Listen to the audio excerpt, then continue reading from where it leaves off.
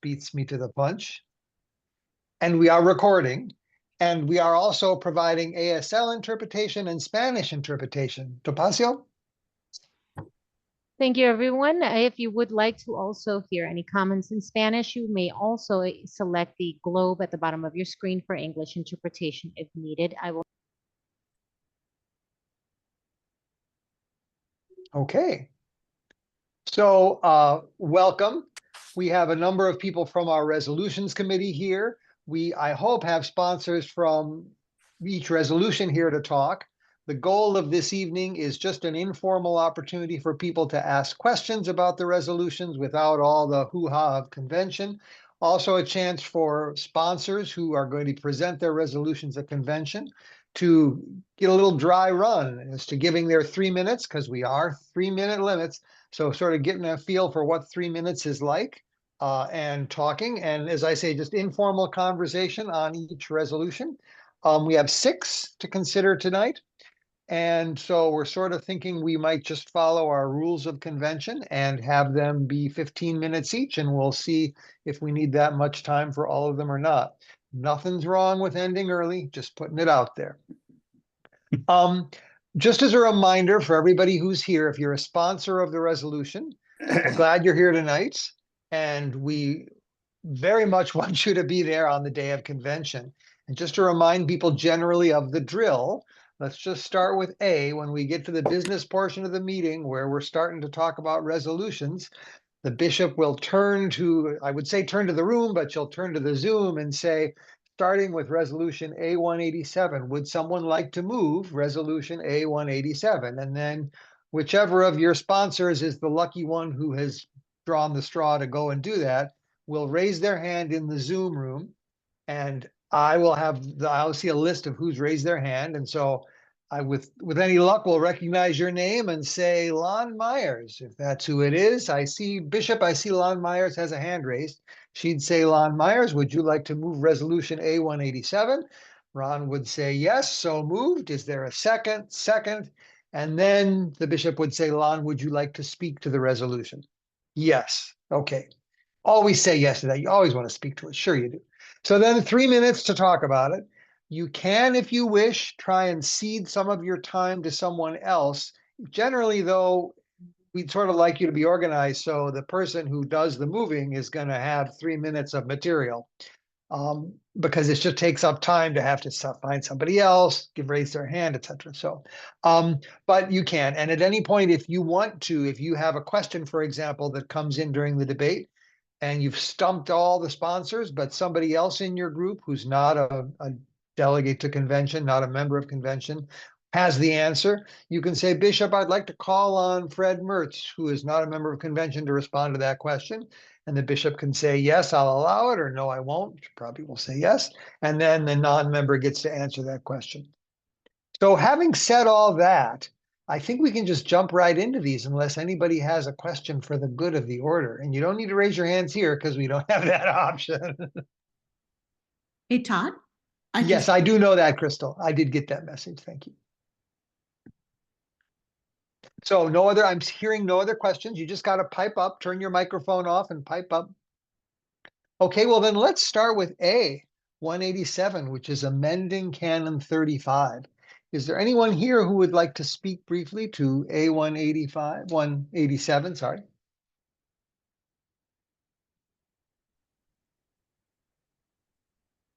Going once. I will speak to it. Aha. Lon Myers. Oh, hi, Lon. Hi. Hi, Todd. Please jump right in. Okay. I am vice president of the Bishop and Trustees. The Bishop and Trustees is an Illinois not-for-profit corporation that owns real estate for the diocese. That includes church buildings used by mission congregations, housing used by campus ministries, closed properties, and the cathedral and St. James Commons. From time to time, B&T sells properties. The procedure for approving a sale is specified both in the bylaws of B&T and in the canon. The bylaws were recently amended to provide more current real estate transaction practices. And so this motion is simply to make the canons consistent with the bylaws as recently amended and facilitate our work by only having a single set of rules and not slightly conflicting set of rules. Are there any questions?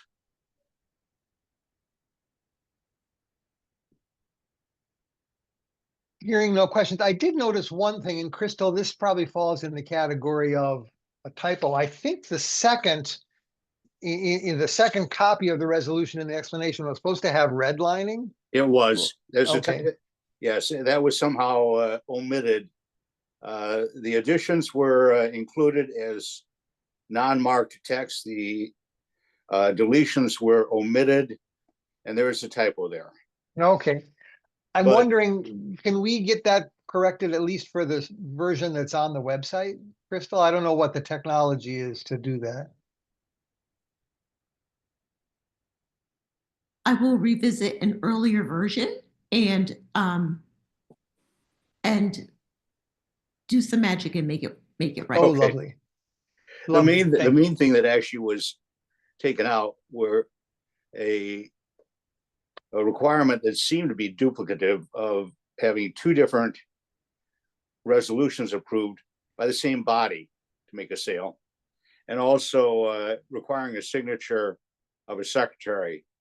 That'd be in addition to a notarized signature of the bishop, president of B&T, or a vice president. Notarized single signature is now standard practice for real estate. So we're just trying to simplify the process. Okay. And your description, your explanation includes in text the description of what the change is, so I'm not that Exactly. worried about it, but some people are visual and they like to see a red line. Okay. Okay. Okay, very good. Lon, will you be the one stepping up to mention or to describe it on the day? I may be, or else the other vice president, Bill Pearson, may do it. Okay, okay, so I'll We'll look for draw those straws, so two. the short straw gets to speak. That's the, yeah, no, that's fine. Okay, good, thank you. Well then, moving on, our main sponsor, our main spokesperson for B187 is delayed, so I think what we'd like to do is jump to C, the ever controversial clergy compensation resolution. And I'm Good evening. wondering, I'm just guessing, call me crazy, Keith Campert is going to want to talk about that. Is that a correct guess, Keith? Yes, this is Keith Camper, Treasurer of the Diocese, and I will move adoption of Resolution C-187. And I believe Brad Lindblom will address it if there are any questions during the hearing or And during. who is Brad? I'm sorry, I don't know him. Brad Lindblom? Yeah, Brad is hopefully on the call this evening. Oh, are you there, Brad?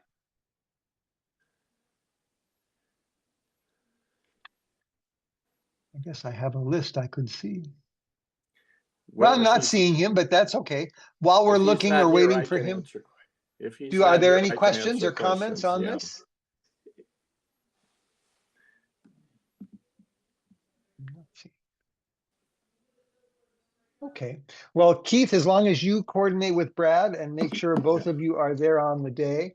I think this one, it looked, Crystal, like there were links. I didn't test them, but it looked like there was a link to the compensation report and the CPI, so that looked like it was right.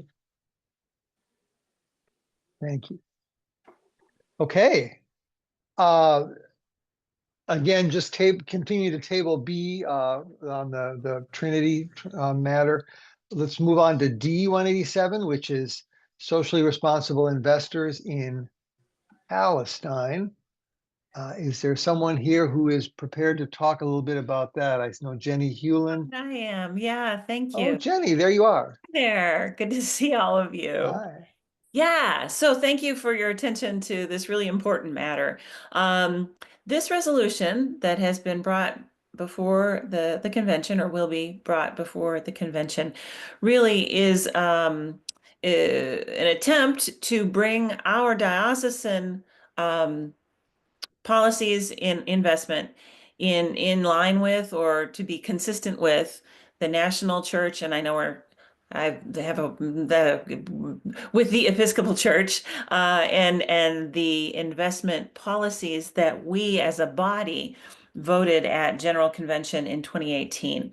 And specifically, this is to direct our diocesan foundation to add on to the no-buy list that we already have, and ask us to add those foreign corporations listed on the American Friends Service Committee's divesting from Palestine's Palestinian rights list. So in 2021, I believe it was, yeah, I'm looking at it. We already, as a diocese, said, okay, wider church, we are asking that please we would acknowledge the apartheid or define as apartheid what's going on in Palestine and the occupied territories. So we've already, as a body, said, yep, this is important to us.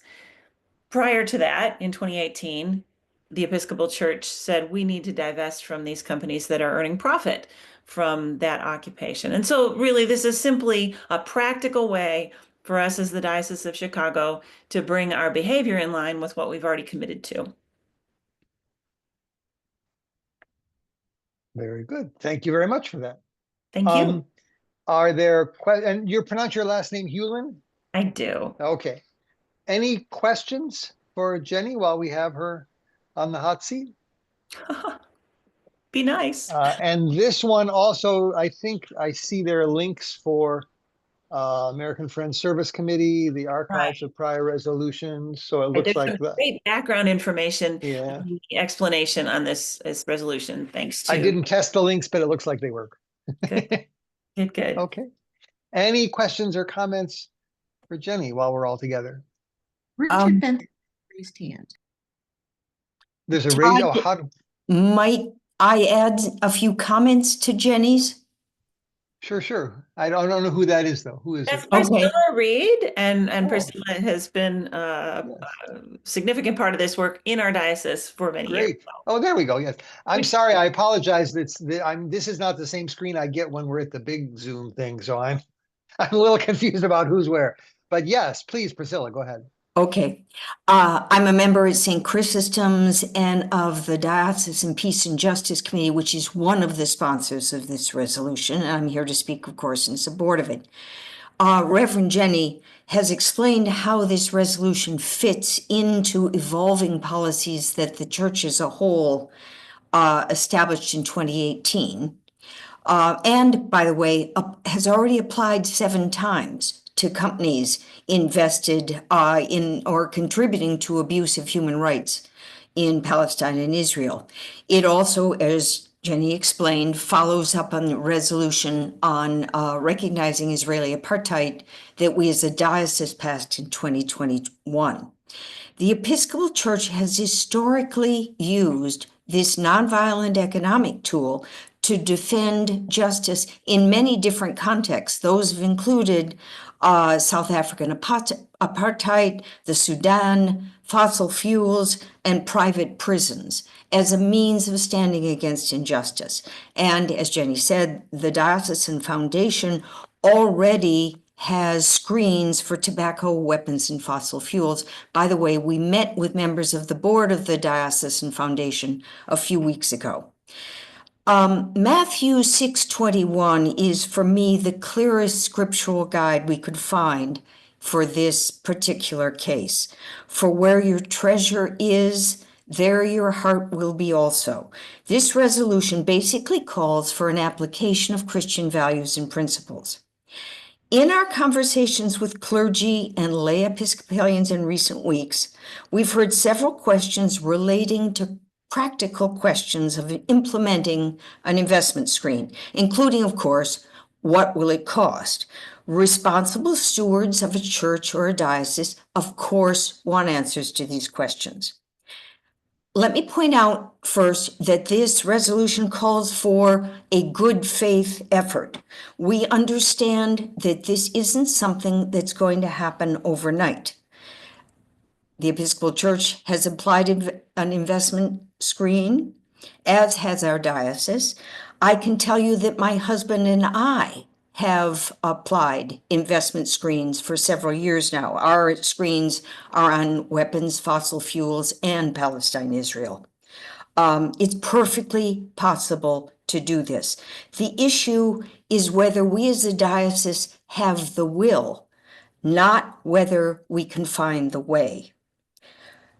Do we have the courage to take Jesus' response to the widow that we all heard in church just yesterday from the Gospel of Mark? As Christians, we're called to give voice to the voiceless and stand up for the vulnerable. We seek justice, equality, and peace for Palestinians and Israeli. We deplore all loss of life. In the current situation, the most vulnerable are Palestinians, so we respond to their plea for help. This is the crux of this resolution. We're very Very good. interested in hearing your comments and questions.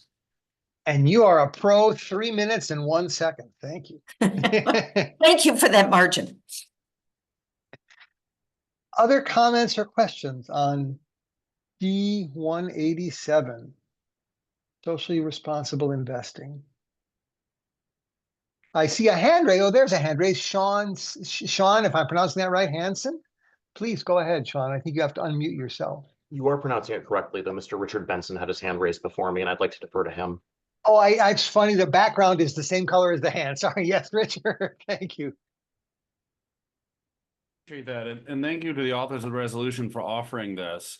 I am curious, but maybe on two major questions. One, what is the standard, the actual standard that a company would be reach in order to be on the divestment list? And then related to that, when I look at the website of the charity that's mentioned, the Friends Society, there are a lot of very major blue chip brands on there, everything from Chevron to Lockheed Martin. And I wonder if this would actually impact a lot of our portfolios. So I'm curious, so that related to that, perhaps a sub question would be, do we just go with this list that this particular charity has said, or are we trying to advance our own internal screen that may be either wider or narrower than the list of companies on the divestment list on this website? Thank you, Richard, for that question. I'm going to ask that either Priscilla or Newland, perhaps you would like to respond to that. Newland, do you want to step in for a bit? I can respond to part of it, but I'm sure you have comments as well. Right. Thank you. And I must say, I just arrived down Phoenix just an hour and a half ago for a 2-day meeting, so I'm trying to catch up. I know that the Committee on Corporate Social Responsibility of the Episcopal Church that is implementing the resolution of the 2018 convention has divested from, I think, is 7 or 8 companies that are profiting from work in the occupied Palestine territories. So I would think that should the resolution be adopted, the Dawes Convention is not required to take the entire list for the American Defense Service. I think a good starting point would be the companies that the Episcopal Church at large has taken as a first step. May I just respond to part of Sean's question? And that is, what is the standard? Currently, the Diocesan Foundation has set at 10% the threshold at which it cuts off on its existing investment screens, weapons, fossil fuels, tobacco, 10%. I know that my husband and I have set lower, but we're a household, not in institutions. As I said, we are realistic. We're not naive. This is a fairly complex problem and it won't happen overnight. So that's why we use the phrase good faith effort. The point here is to make, this is to a certain extent aspirationals. We make a good faith effort to decide to apply our principles in support of human rights and international law, and then we ask the Diocesan Foundation to proceed to carry it out.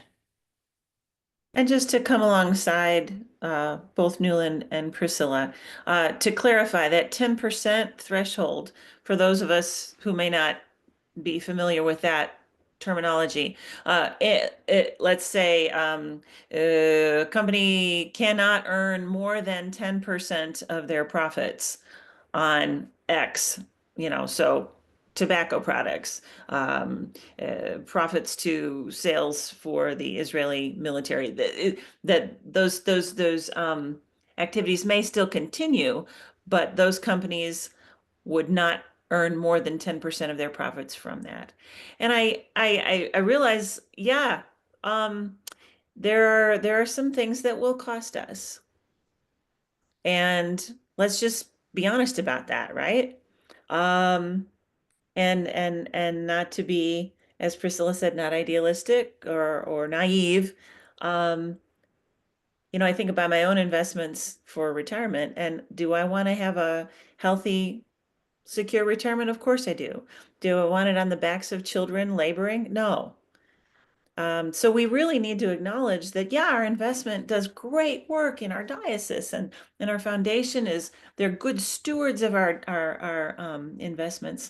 And what we really need to ask ourselves is, do we want that good done for us on the backs of people who are oppressed? And how do we want to begin to address that in a way that is just and in line with the teachings of Jesus Christ? Thank you for that. Just so people can get a sense of time, I grouped the three of you together and that was about 4 minutes. So a little long, but you had handoff, so all that. I'd like to move, Sean had a question as well, and that's the only other hand raise I see. So let's assume that's it, because we are coming up on 15 minutes for this one. So I'd like to start by prefacing my questions by saying that I absolutely deplore what the Israeli government has been doing and the various human rights abuses that are unfolding in Palestine. Breaks my heart, frankly, and I think it's good that the church is trying to move away from unintentionally being complicit in that. My reading of the resolution as it stands is that all of the companies which are on the list linked at AFSC would be added to a no-buy list, which is to say the diocese would no longer purchase more shares in those companies, and also that the diocese would undertake a good faith but non-binding effort to divest from all of the companies on that list to the extent that we can. This then leads to my question, which is twofold. One, are we currently invested in any of the companies on that list? Do we know that to be true? And two, if so, bending back to Richard's question, the explanation of the resolution says adoption of this resolution is not expected to require expenditures that would have an impact on the diocesan budget. If we are to divest from some of these very valuable companies that no doubt have been very lucrative for us in the past, is there a roadmap or a game plan to acquire similarly lucrative or similarly interest-bearing instruments to replace them? Because if not, it seems as though the budget would be impacted. And your question is? My question is, A, are we invested in any or all of those companies? And B, do we have a plan upon divesting from them to replace them with equally lucrative or better investments? Yeah, that's a great question. I mean, I think the first part A, are we invested in these companies? That would be part of the process as our Diocesan Foundation board, began to investigate this. And I love the question about creating a plan to invest in more companies whose behavior is more in line with our call as followers of Jesus Christ. So yeah, I don't know, Priscilla, Newland, you want to speak to that? I think it's a great possible conversation starter for us. I'll jump in, but unless Newland wants to say something here. We have actually been returned to board members of the Diocesan Foundation to ask these same questions. And they don't know.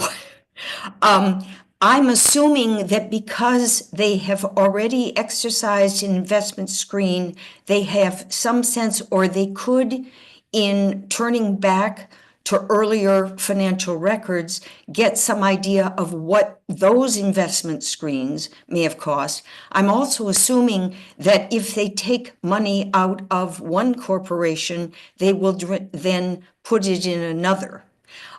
They can't possibly be invested in every single corporation listed on the AFSC list. So I'm assuming that part of the study will be to see which ones they're invested in and how much of what their threshold will be. Will it still be 10% or will they lower it?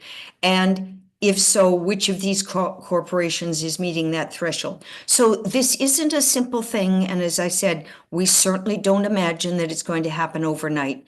This is, in our minds, a question of principle. And I agree with you firmly in your principle, but just to clarify that, we don't yet know if this will have an impact on the budget, correct? Because we don't know what we're invested in, nor do we know what we would replace it with. Well, it won't have an impact. I think what that question, as I understood it, meant is, will it have an impact on the budget for the diocese for this year? Okay, so for fiscal year 2025, we foresee no impact based on this resolution. Precisely. That's the point of clarification. Thank you. Very good. Well, we are at about 15 minutes. We have gone a little bit ahead of schedule, so I'm not going to just be a martinet about it, but I'm also sensing maybe we are. I don't see any more hand raises, so I'll just pause for a pregnant moment. And seeing no other hands, I know that now we can get back online with B187, which was earlier, but because I know Scott Zaucha and others are here. Scott, are you there to talk to us about B187? Or maybe you're not the one who's going to do it. No, I am here. My person kept moving on the screen and I couldn't unmute. I am here. Hello. Hi. B187 is about the consolidation of St. Mary's, Crystal Lake, St. Paul's, McHenry, and St. Anne's in Woodstock into a single parish known as Trinity, with 2 campuses in Crystal Lake and Woodstock. That's my presentation. I'm happy to take questions. This is, well, while people are collecting their thoughts to see if they have a question, this was one I noticed, Crystal, it's the 187 ST instead of TH at the top. This is why you should never let a lawyer have a red pen. So we'll see. Questions or comments on B187?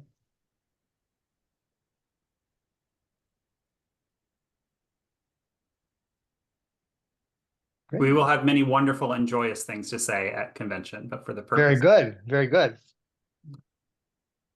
Okay, well then that, and Scott, I don't know if you were there at the very beginning, but you or whoever's going to do it, let's, please make sure your person who's going to move B187 is ready.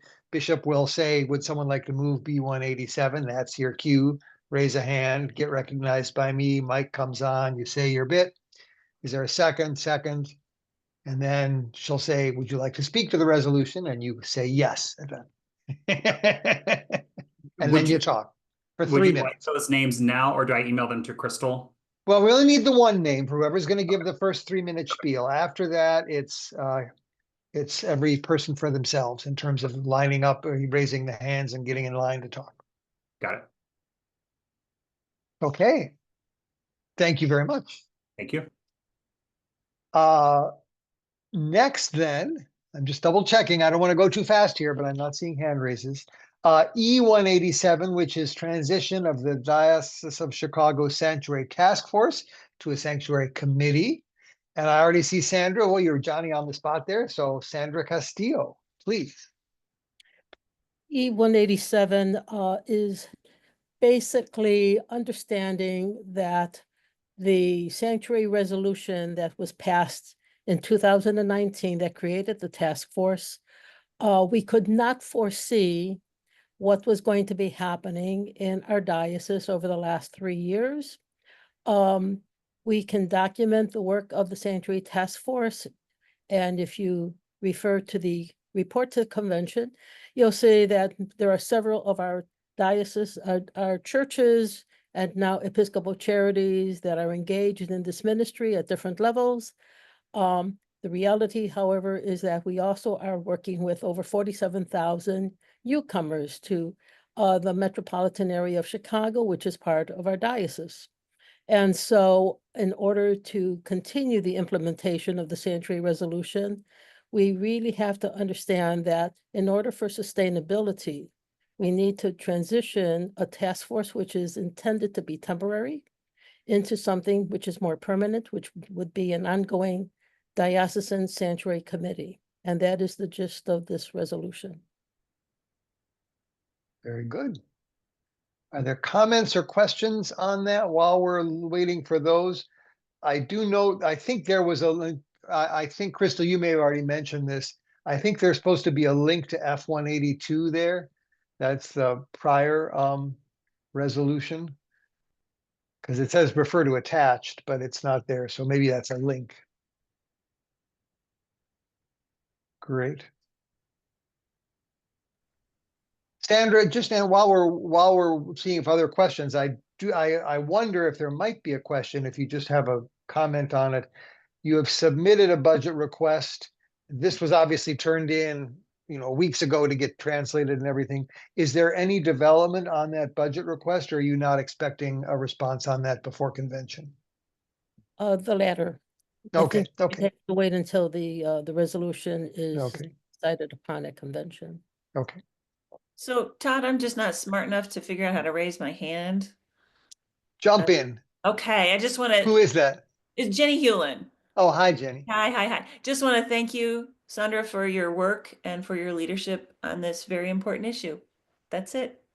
Love and And peace. we have several great members of the Sanctuary know. Task Force attending this hearing as well. So let's also share the credit to the members of the task. Absolutely. Appreciate your diligent work for transforming the system.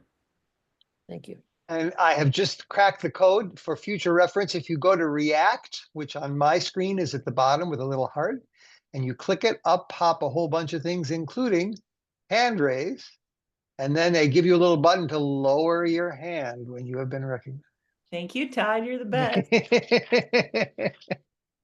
But no, there's a whole bunch of jokey ones. Don't anybody use the jokey ones. It's a serious business. Priscilla, are you just testing the technology, or are you really raised? But you're muted. You're muted. Just like to say very, very quickly that Sandra's given some numbers that give us a sense of how very important the work of the Sanctuary Task Force has been in coalition with a number of other organizations here in Chicagoland. But I'm afraid that we have every reason to think that this work will be even more important in the coming months. And I'd just like to remind us that this is something we really need to be thinking about now. Thank you. Thank you. I also see a hand raised from Jack Lloyd. If you can unmute yourself. Maybe you're unmuted already. Am I unmuted? Can you hear me? You are. We can hear you. Yes. Thank you. Yeah, I'm a member of the Sanctuary Task Force, so I may have a conflict here, but I just wanted to support what Sandra and Priscilla have already said. There's really 4 reasons, I think, to support this resolution. One is that we're already a sanctuary diocese established by resolution in 2019. And this has really allowed us to help a lot of newcomers, especially in the last couple of years. So this, needs to be reaffirmed and strengthened, I think. And the task force since 2019 has been working entirely on a volunteer basis, unbudgeted, and has accomplished a great deal, informing the whole diocese about immigrant rights and encouraging and supporting churches that have taken in newcomers and helped them with housing and employment and, other kinds of assistance. So please, take into account the annual report that was submitted as one of the pieces of evidence for the resolution to see how much we've already accomplished. Third, global migration is only an increasing challenge. It's not going to go away. Climate change, political turmoil, economic crises, other factors, all these things are driving global immigration. And last week's election is only going to make it more challenging. It's a severe blow to the hopes and dreams of our immigrant brothers and sisters. So their challenges are sure to increase. We need the diocese moral and financial support more than ever. Lastly, the Sanctuary Task Force has really demonstrated an ability to raise funds and use them to provide real help to newcomers to our city, and the many Episcopal churches that are working to help them. Whatever limited financial support the diocese provides through this resolution will be multiplied and amplified by the work of our volunteers and the contributors that we'll bring into the cause. So it's a little bit like the parable of the talents in terms of multiplying the benefits of diocesan support in this respect. So thank you. I hope you'll all support the resolution. Very good. And I see Primo Rassimo also has a hand raised. Yes. This is Primo Rassimo, a member of the task force and priest in charge of St. Margaret of Scotland.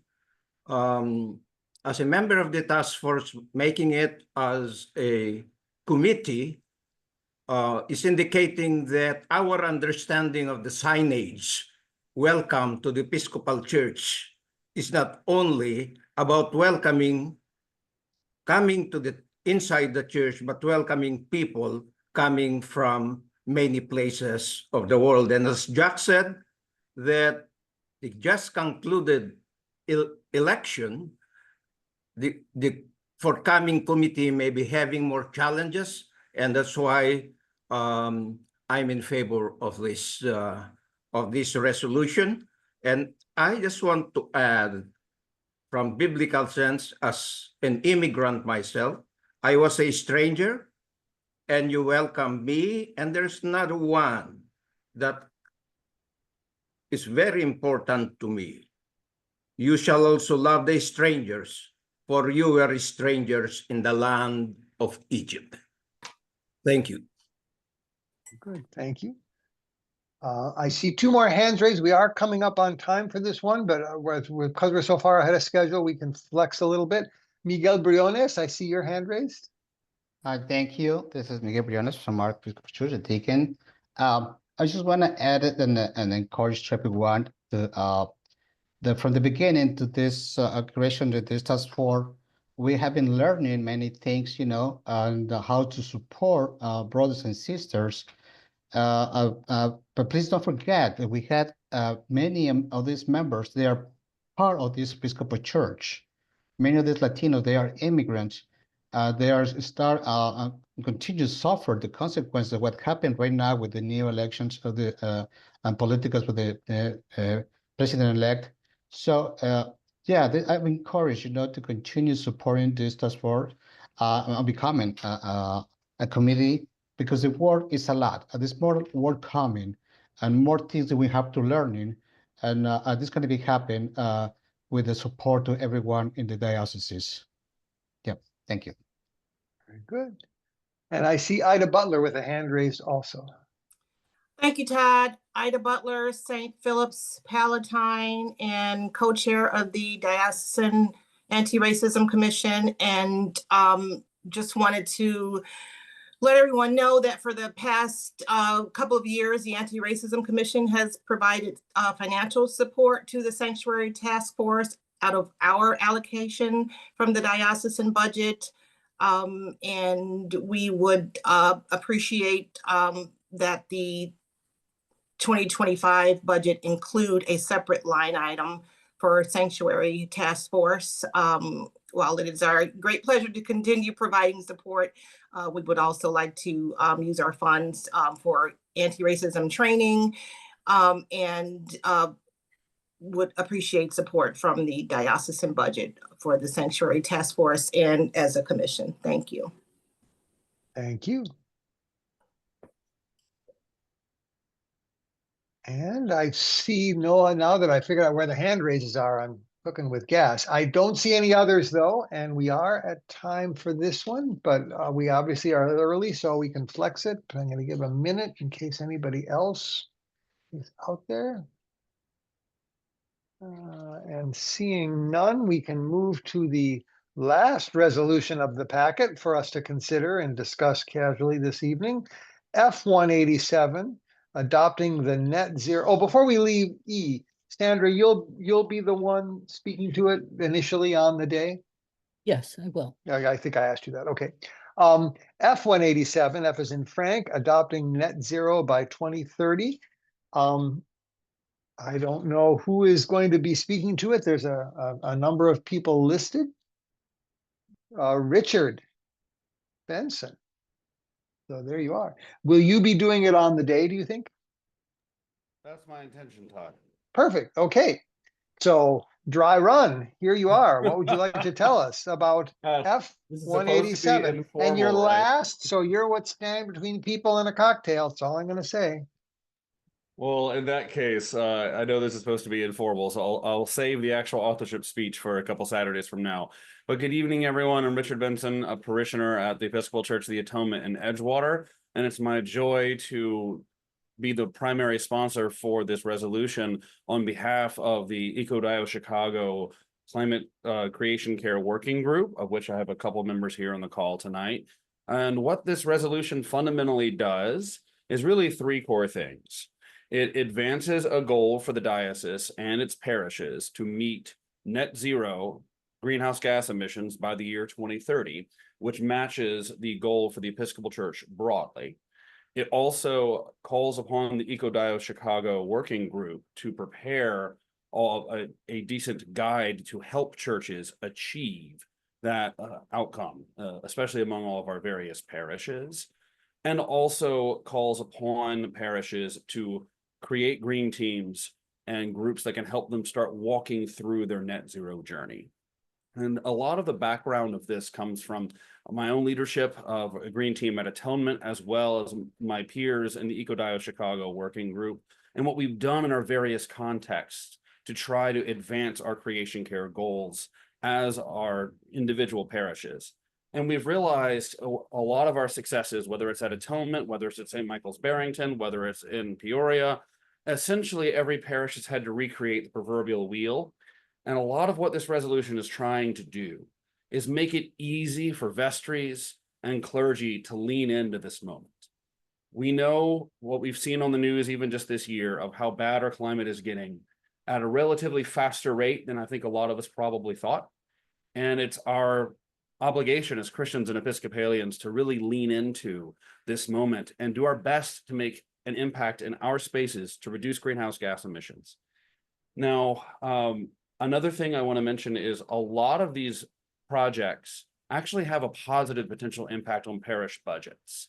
When we will, God willing, get our solar panels up on Atonement's roof in May, we'll essentially create more electricity than what we're taking down from the grid, and that will cut our utility bills by 3/4, which is going to be great for our cash flow.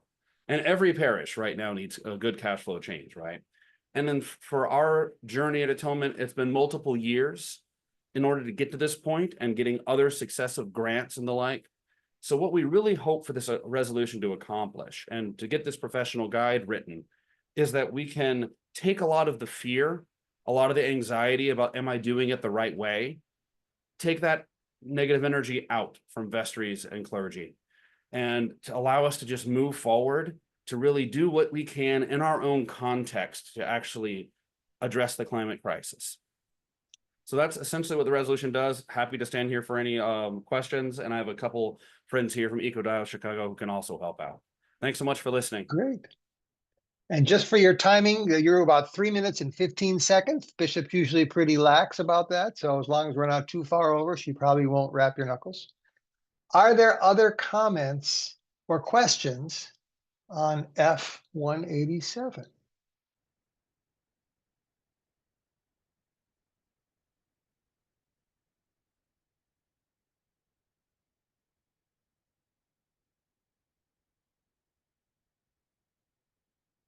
I see a hand raised from Ellie.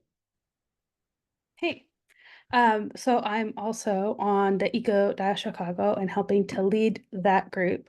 And I just wanted to jump in to say that as someone in that group and somebody who is supporting this resolution, one of the things that I have been very encouraged by is seeing how watching this work and my parish hearing from me about this work has encouraged the start of these conversations in my own parish, where that was not a common discussion before. And I think that one of the things that I also would like to highlight is that we often think of the work of ECO as something that is just about our planet, and we leave out how much this affects the people.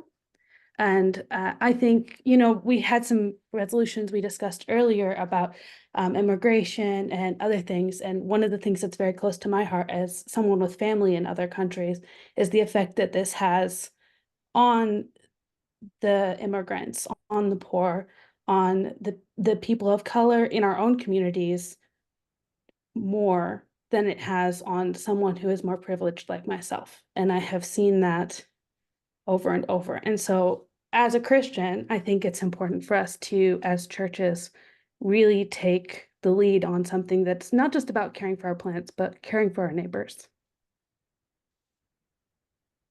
Very good. Thank you. Other comments or questions? Priscilla, and you're on mute. And while Priscilla is unmuting herself, I will say again, we are in a low-key environment here. There is a limit to how many times you can speak to any particular resolution. Priscilla is not speaking of that. She's not speaking for the first time on this one, but just keep in mind, once you've done, and I can't remember it offhand, I think it's 3 times you can't speak again, or maybe it's 2. Anyway, but Priscilla, please go ahead because you're not at your limit. I'll be super quick. I just No want worries. to express my profound gratitude to the sponsors of this resolution. It is desperately important. Very good. Other questions, or since we are at the final one, wrapping up, any other questions people might have about the protocol at convention? The technology is a little different than this kind of a Zoom meeting, so you won't see your face when you're talking necessarily, but we'll know who you are. Crystal, anything that I'm forgetting as we're wrapping up? Or Richard, I saw you there too, and Kelly, our committee. Anything else? And Courtney, and the whole committee is here actually. So I'll say that. Thank you to the committee for helping with all this. And thank you to Crystal for being the spoon that stirs the pot. I don't know if I like that. Oh, I hope so. It's supposed to be good. Supposed to be good. Anyway. Nothing to add, just a reminder that this session was recorded and a link will be posted to the diocesan website tomorrow. We also have additional pre-convention events that you are invited to attend. We have the budget hearing tomorrow evening and also meet the candidates on Saturday. Very good. Any other comments for the good of the order? Thank you all very much for joining tonight. I think these hearings are a wonderful way to sort of get the juices flowing, get people talking, get the ideas out there first time expressed out loud. So we just go that much more smoothly at convention. So thank you for taking the time to join us for it.